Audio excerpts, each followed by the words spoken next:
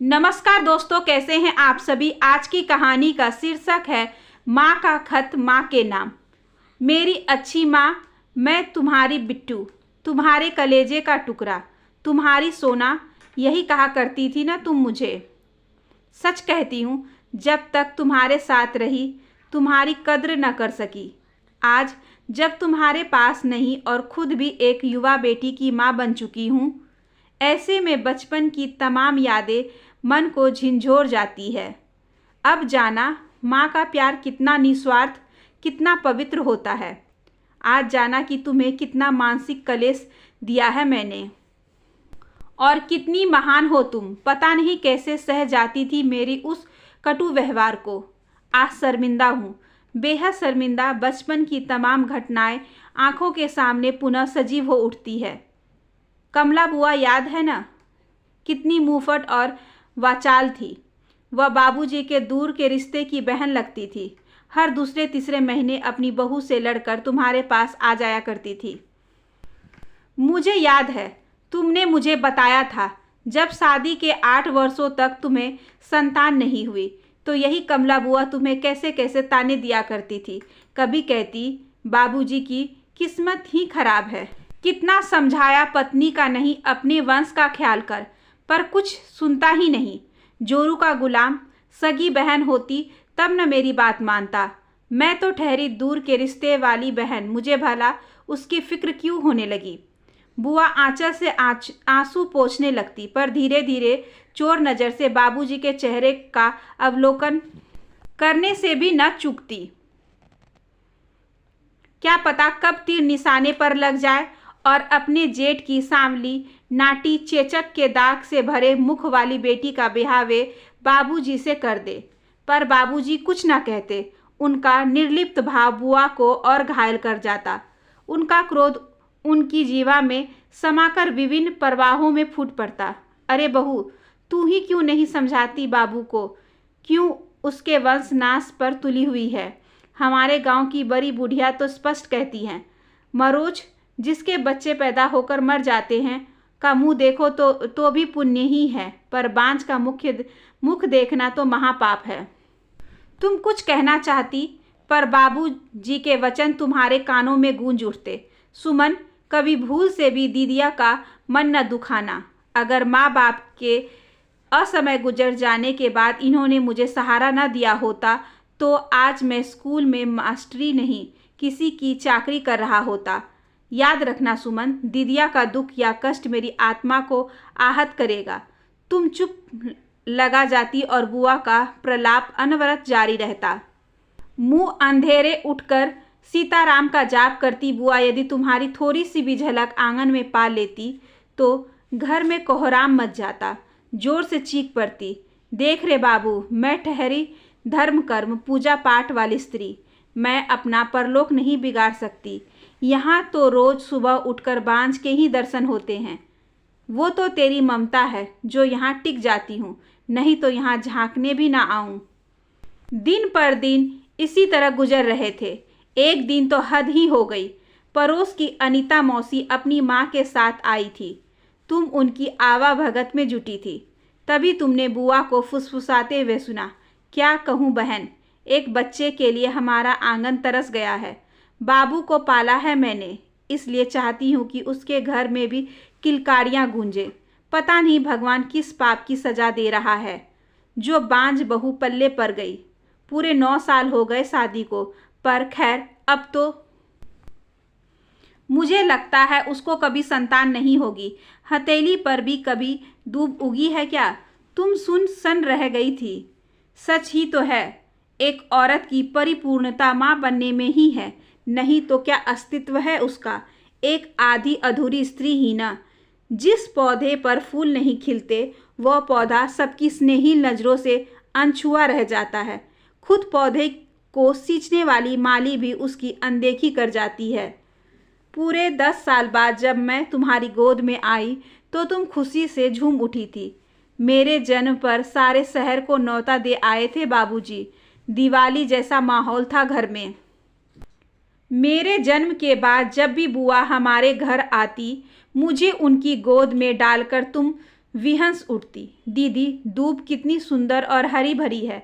बुआ झेप जाती, तुम पूरी तृप्ति से खिलखिला उठती, और जब तुम्हारी नज़रें बरामदे में बैठे बाबूजी से टकराती तो उनकी हल्की सी स्मित मुस्कान बौछार बन तुम्हारी आत्मा से सिक्त कर जाती। ये सब बातें तुम कभी कभी खुशगवार मिजाज में बताया करती थी। कितना प्यार, कितना ममतत्व तुमने मुझ पर लुटाया, उसे आज महसूस करती हूँ। मेरे छोटे भाई पर तुम भी उतना स्नेह नहीं लुटा पाई थी। उस समय कितनी नासमझ थी मैं। मुझे मेरा छोटा भाई फूटी आंख नहीं सुहाता था। तुम जब भी उसे लिपटा कर प्यार करती, मैं सुलग उठती। कितना कुछ कह देती थी मैं तुम्हें।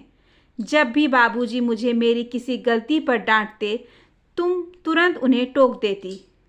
भूल गए क्या वो 10 वर्षों का क्लेश? इसे मत डांटो, मुझे अच्छा नहीं लगता बाबूजी। बाबूजी चुपचाप बाहर चले जाते, पर उनका बरबराना आज भी मेरे कर्णोद्य में गूंज रहा है। खूब बिगाड़ो, एक दिन जब सिर पर चढ़कर बोलेगी तब तुम समझोगी। मैं भी अब माँ हूँ, जान चुकी हूँ अपनी संतान पर लगी चोट माँ के कलेजे को ही छलनी कर जाती है। आज मेरी बेटी मुझसे कितना भी बुरा बर्ताव करे, मैं उस पर हाथ नहीं उठा सकती। अगर गुस्से में आकर कुछ कह भी देती हूँ तो बाद में बहुत पछतावा होता है। शायद यही माँ की नियति है। तुम्हें याद ही होगा, भला कैसे भूल सकती हो मेरे द्वारा बारंबार किए जाने वाले अपने अपमानों को। जानती हो माँ, आज से पहले मैं यह कभी नहीं कह पाई, पर आज स्वीकारती हूँ कि मैं तुमसे बहुत प्यार करती थी, तब भी और आज भी। पर तुम्हें सताने में पता नहीं मुझे क्या आत्मिक सुख मिलता था। अगर स्कूल से आने में थोड़ी भी देर हो जाती तो तुम बुरी तरह घबरा उठती थी, और तुम्हें तंग करने के लिए मैं कभी कभी किसी सहेली के यहाँ रुक जाती। लौटने पर जब तुम पूछती तो मैं टका से जवाब देती, मैं क्या बच्ची हूँ तुम जो बेवजह परेशान होती रहती हो। तुम फिर भी चुप ही रहती। तुम्हारी यही चुप्पी मुझे धीरे धीरे उड़ंत बनाती चली गई। इस बात को तुम्हें मानना ही होगा। मैं जब भी सुनती सुनीता का उसकी माँ से झगड़ा हो गया, या कल्पना की माँ ने आज उसे एक चाटा मार दिया, तो मेरे भीतर कुछ दरक जाता।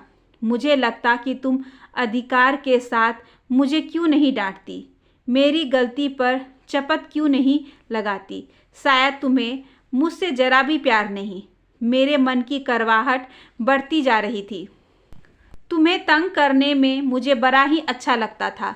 मेरी और विनय की लड़ाई किसी महाभारत से कम नहीं होती थी।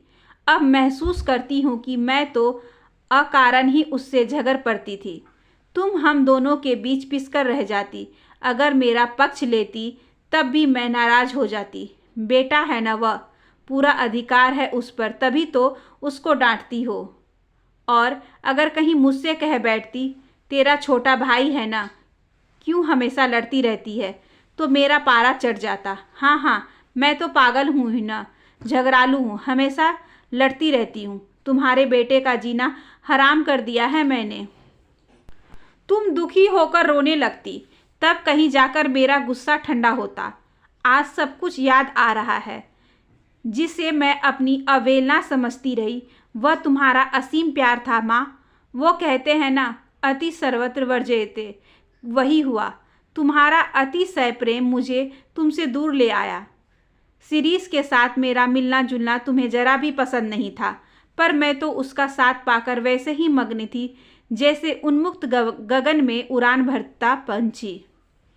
तुम्हें शिरीष पसंद नहीं था, इसलिए वो मेरा और चहेता बनता गया।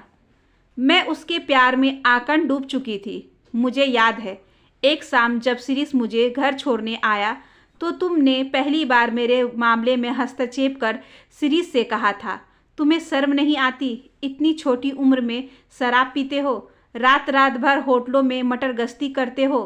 बेटे, अभी अपना करियर देखो, पूरा जीवन पड़ा है तुम्हारे सामने। शिरीष ने पलटकर कह दिया था, मैं आपकी बेटी से प्यार करता हूँ। इसका यह मतलब नहीं है कि आप जो चाहे मुझे कह दे।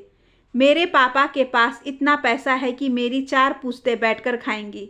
मुझे नौकरी की क्या ज़रूरत। पर बेटा, तुमने कुछ कहना चाहा। तुम्हारी बात काटकर वह मुझ पर बरस पड़ा। मैं जा रहा हूँ बिट्टू। तुम अगर मुझसे प्यार करती हो तो कल कोर्ट में चली आना। हम कल शादी करेंगे। और वह भुनभुनाता हुआ चला गया। मैं तुम पर बरस पड़ी। कर दिया ना तुमने शिरीष का अपमान। अब वो कभी यहाँ पर पैर भी नहीं रखेगा और मैं भी नहीं। कल उससे शादी करने जा रही हूँ। तुम जो चाहती हो कर लो। मैं 2 टूक फैसला सुना दिया था। बाबूजी की असमय मौत के बाद तुम उदास रहने लगी थी। अपने दुख को पीकर तुमने शांत भाव से कहा था, बेटा, जोश में लोग होश खो बैठते हैं और ठोकर खाकर गिरना ही उनकी नियति होती है, क्योंकि उनके कदम कहाँ पर रहे हैं इसका उन्हें तनिक भी भान नहीं होता। संभल जा बेटी, अभी भी वक्त है। तुमने मुझे समझाने की बहुत कोशिश की थी, पर मैं थी, अहंकार में डूबी हुई। मैंने व्यंग से हंसकर कहा था, पीना पिलाना तो बड़े आदमियों का काम है। न मेरे बाबूजी इतने बड़े आदमी थे, न नाना जी। तुम्हें क्या मालूम बड़े आदमी कैसे जीते हैं। तुम चुप रह गई थी, पर उस समय तुम्हारी आंखों में जो प्रश्न कौंधा था उसका उत्तर मुझे वर्तमान में मिल गया। वो शिरीष जो शादी से पहले दीवानों की तरह मेरे इर्द गिर्द घूमता रहता था, आज उसे मुझसे बात करने की भी फुर्सत नहीं। दिन रात क्लब, जुआ और शराब, बस यही उसकी ज़िंदगी है। मेरे प्रति उसकी निर्लिप्तता मुझे आहत कर जाती है। एयर कंडीशन बंगले में ममतामयी गोद में छोटी सी बच्ची बन अकेली परी कूदती रहती हूँ। आज भी बचपन की वो शामें याद है जब बाबूजी स्कूल से घर लौटते थे। हम सभी एक साथ बैठकर गपशप करते हुए रात का खाना खाते थे। दिन भर की थकान हंसी मजाक में घुल जाती थी। आज शानदार डाइनिंग टेबल पर बैठकर खाना खाते हुए लगता है जैसे कोई गुनाह कर रही हूँ। ना कोई गपबाजी, ना कोई हंसी मजाक। क्या ज़माना इतनी जल्दी बदल गया। बच्चे तो बाप से भी 4 कदम आगे हैं। कल श्वेता से जरा सा कह दिया, इतनी रात तक अकेली मत घूमा करो। बस वो बरस पड़ी मुझ पर। क्या क्या नहीं कह दिया मुझे।